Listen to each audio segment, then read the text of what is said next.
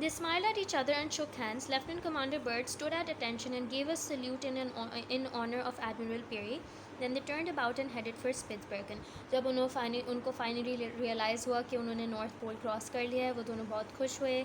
उन्होंने एक दूसरे से हाथ मिलाया और फिर उन्होंने डिसाइड किया कि अब वो वापस अपने शहर लौट जाएंगे. Good luck stayed with them on the way back, कि वो आराम से वापस पहुंच गए. The starboard engine kept going. उनके इंजन में भी कोई मसला नहीं आया, कोई प्रॉब्लम नहीं आया. Byrd and Bennett landed at Spitsbergen only 16 hours after taking off, के 16 घंटे की जर्नी के बाद वो फाइनली वापस पहुंच गए.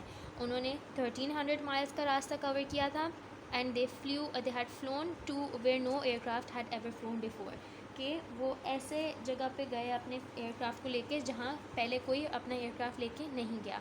One of the first persons to congratulate them was Roald Amundsen. Roald Amundsen कौन थे? उनके competitor who also wanted to be the first person to fly over the North Pole. 3 days later Amundsen set out in the Norge. Norge क्या था? Norge उनकी airship का नाम था. 3 दिन बाद Amundsen decided to go in his airship. He reach the North Pole on 12 May. 12 मई को वो नॉर्थ पोल पहुँचे. एंड देन उन्होंने अपनी जर्नी फर्दर कंटिन्यू की टू अलास्का. अलास्का किधर है? अलास्का यूनाइटेड स्टेट्स में है. As the Norge flew low over the settlement of Teller. Teller क्या है? टेलर एक सिटी है. वहाँ पे जो लोग रहते हैं उनको कहते हैं Eskimos. So as the Norge flew low over the settlement of Teller, the Eskimos stared in wonder at the strange creature in the sky. अब जो वहाँ पे ना क्योंकि वो ऐसा रास्ता था जहाँ से कभी भी कोई जहाज़ एयरप्लेन नहीं किया था, तो जब वहाँ पे एस्किमोस ने देखा जहाज़ को उड़ते हुए आसमान में, वो बहुत घबरा गए क्योंकि उन्होंने पहले ऐसी कोई चीज़ देखी ही नहीं थी. Some of them thought it was a sign that the world was ending.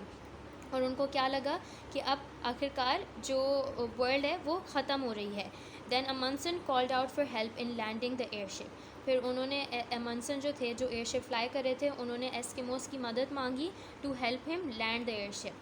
One Eskimo said, "Now whales are flying in the sky and God himself has spoken from a basket underneath the whale." उनको क्या लगा कि ये जो airship थी वो एक well थी, वेल, और ये वेल जो है वो आसमान में उड़ रही है. The Norge landed 72 hours after leaving Spitsbergen.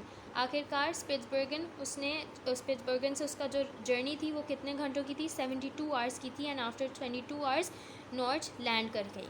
The airship had covered 3,393 miles across the desolate wastes of the Arctic.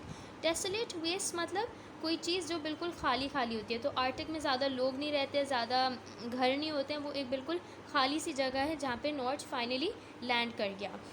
The flight of the Norge was talked about everywhere. It reminded people that the shortest distance from Europe to the east is over the North Pole.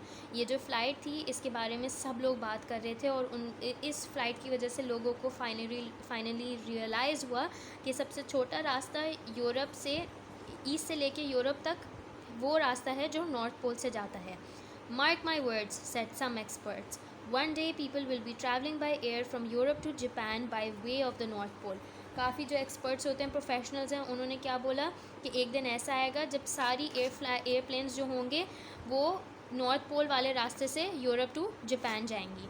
Those experts were right, but another quarter of a century was to pass before their words came true. Quarter of a century का मतलब हुआ 25 years. तो जब इन्होंने experts ने ये बात की थी, उसके 25 ईयर्स बाद ये बात कम ट्रू हो गई. उसके बाद लोगों ने ये रूट फॉलो करना शुरू किया. The first air route over the North Pole was not opened until 24 February 1957. तो जो पहला रूट था